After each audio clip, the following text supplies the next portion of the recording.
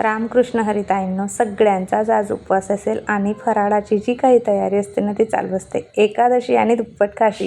घरात लहानांपासून मोठ्यांपर्यंत सगळ्यांचाच आजच्या दिवशी उपवास असतो, कारण इतके छान छान पदार्थ वगैरे जे आहेत ना ते आपल्याला खायला मिळणार असतात. माझ्या घरात तर आदल्या दिवसापासूनच ठरलेलं असतं की आजच्या दिवशी आपल्याला कुठले कुठले पदार्थ बनवायचे आहेत ते, आणि त्यातल्या त्यात तर मग बटाट्याचा शिरा जो आहे ना ते माझं ठरलेलंच असतं की बटाट्याचा शिरा बनवायचा आहे. सकाळीच मस्त छान विठुरायाचं दर्शन घेऊन आलेलो होतो. आमच्या इथं बिर्ला मंदिर आहे ना तिकडे जाऊन, आणि तिकडनं आल्यानंतर आपले देवपूजा वगैरे झाल्यानंतर मग फराळाला सुरुवात केलेली होती. माझ्या माहेरी ना आषाढी एकादशीला इतकी मोठी यात्रा भरलेली असते, आणि आषाढी एकादशी जशी येते ना तशी म्हणजे माहेरची जी काही आशा असते आपली ती जास्त वाढत जाते की आपल्याला जायला मिळेल.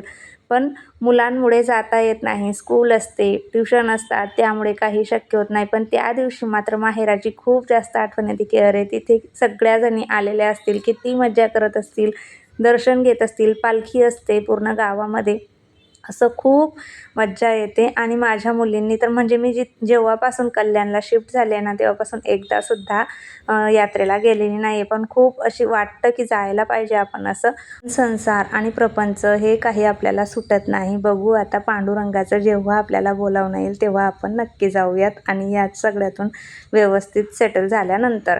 बऱ्याच जणी आषाढी एकादशी आली की माहेरी जातात, यात्रा वगैरे असते त्यामुळे, पण आपल्याला काही जायला भेटत नाही. या गोष्टीचं आपल्याला वाटतं, पण असो कधीतरी आपलाही दिवस येईल आणि जाऊ. मुलींनीसुद्धा कधीच बघितलेलं नाही आहे, आणि त्याही म्हणतात की बाई तू नुसती सांगते आणि घेऊन काही जात नाही.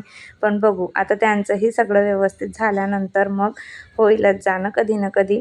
मला ना देवधर्म वगैरे ह्या गोष्टींची ना लहानपणापासूनच खूप जास्त आवड होती. कारण का तर माझे आजोबासुद्धा वारकरीच होते, म्हणजे माझ्या आईचे वडील.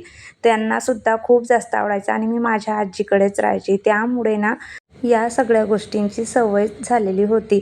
माझे आजोबांना त्यांना दिसत नव्हतं तरीसुद्धा ते पायी वारीला, पंढरपूरची वारी, मुक्ताबाईची वारी त्यांची टळतच नव्हती. आणि हरिभक्त पारायणमध्ये म्हणजे गावामध्ये सप्ताह बसलेला असेल तेव्हासुद्धा तिथं जाणं, रोजची काकड आरती जशी दिवाळीनंतर महिनाभर असते ना, रोज सकाळी काकड आरतीला जाणं, मंदिरामध्ये रोज जाणं, कीर्तनाला जाणं, भजनाला जाणं हे त्यांना खूप जास्त आवडायचं. आणि लहान असताना ते मलाही सोबत घेऊन जायचे. त्यांच्यासोबत पायी वाऱ्या त्यांच्या निमित्ताने 5 वाऱ्या माझ्याही मुक्ताबाईच्या, मेहुणच्या ज्या आहेत ना त्या होऊन गेलेल्या आहेत. त्यामुळे ह्या गोष्टी खूप जास्त आवडतात, आणि पंढरपूरला जाण्याची सुद्धा खूप जास्त इच्छा होते. पण अजून आपली तरी प्रपंचामधून सुटका नाही आहे. जेव्हा होईल ना तेव्हा नक्की जाऊयात. चला, आज काय काय पदार्थ बनवणार होती ना, आधी साबुदाण्याची खिचडी बनवून घेतलेली होती, आणि एका साईडला मी इथे आता बटाट्याचा शिरा बनवायला घेतलेला होता. मस्त छान तुपात ना ड्रायफ्रूट्स मस्त भाजून घेतले, मनुके वगैरे, बदाम, आणि त्याच्यामध्ये बटाटा मी स्मॅश करून घेतलेला होता, तो टाकलेला आहे. साखर घातलेली होती आणि दूध मस्त छान असं मिक्स करून घेतलं आणि शिजवायला ठेवून दिलेलं होतं. आणि एका साईडला मस्त असे साबुदाण्याच्या वड्यांची तयारी चालू होती. साबुदाणे, उकडलेला बटाटा आणि शेंगदाण्याचं कूट, चवीप्रमाणे मीठ, लाल तिखट हे टाकून व्यवस्थित असं पूर्ण मिक्स करून घेतलेलं होतं. जोपर्यंत एका साईडला आपला बटाट्याचा शिरा शिजत होता ना तोपर्यंत इथे माझं साबुदाण्याच्या वड्यांची तयारी पूर्णपणे झालेली होती. अशा पद्धतीने व्यवस्थित असं मिक्स करून घेतलं. पाणी अजिबात घातलेलं नव्हतं. व्यवस्थित असं मिक्स करून साबुदाण्याचे वडे अशा पद्धतीने मी बनवून घेतलेले होते. आणि तोपर्यंत एका साईडला आपला शिरासुद्धा मस्त छान असा तयार झालेला होता. दर आषाढी एकादशी किंवा आपल्या 4 एकादशी येतात ना वर्षातून, मी साबुदाण्याचा शिरा आवर्जून बनवते. दोघींना तर खूप जास्त आवडतो, माझ्या वेदूला पण आणि सिद्धीन त्यांना पण. बर्फी मी काही बनवलेली नव्हती, कारण त्या काही इतकं जास्त आवडीने खात नाही, आणि बटाट्याचा शिरा बनवलेला आहे आणि परत बर्फी म्हटली तर मग जास्त गोड होऊन जाईल. एक पदार्थ बस झाला म्हणून मग मी ठेवलं, आणि लगेच एका साईडला आमटी करून घेतलेली होती. साबुदाणे बनवले म्हणजे मला आमटी कंपल्सरी बनवावीच लागते, आणि त्यासोबत मिरच्याही तळून घ्याव्या लागतात हिरव्या. तुम्ही जर माझे लॉंग व्हिडिओ बघतच असाल ना तर तुम्हाला माहीतच आहे की संकष्टी चतुर्थीला मी साबुदाणे करते ना तेव्हा मिरच्या आवर्जून भाजूनच घेते, कारण आम्हाला खूप जास्त आवडतात तळलेल्या मिरच्या. थोडंसं वरून मीठ वगैरे टाकलं ना की मस्त छान लागतात सोबतच मी वेफर्स वगैरेही तळून घेतलेले होते. आणि आता शेवटी आपले गरमागरम वडे तळायला घेतलेले होते.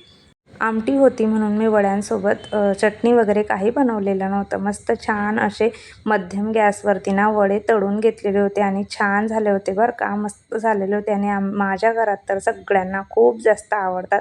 साबुदाणा वडा म्हटला म्हणजे फेवरेट. आणि आषाढी एकादशीला तर मी साबुदाणा वडा हा बनवते नेहमी.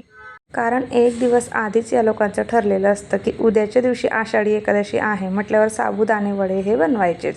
चला, मस्त छान अशी आता स्पेशल जी काही डिश आहे ना, उपवासाची थाळी आपण ज्याला म्हणतो ना, ती इथे तयार झालेली आहे. आणि पटकन इथे मी नैवेद्य तयार करून घेतला आणि नैवेद्य दाखवणार आहे आता देवांना. मस्त छान झाले होते वडेसुद्धा आणि सगळंच. शिरा तर इतका मस्त झालेला होता ना, सगळेच पदार्थ खूप छान झालेले होते. आता पटकन देवांना नैवेद्य दाखवते आणि सिद्धी आणि वेदू या दोघींनाही बसवते फराळ करण्यासाठी, कारण तिला स्कूलला जायचं होतं आणि हे अजून आलेले नव्हते. त्यासाठी या दोघींपुरते वडे मी तळून घेतलेले होते आणि देवांना इथे नैवेद्य दाखवलेला होता. चला, आजची ही स्पेशल डिश कशी वाटली ते कमेंट करून नक्की सांगा. आवडलं असेल तर लाईक, हाईप आणि सबस्क्राईब नक्की करा.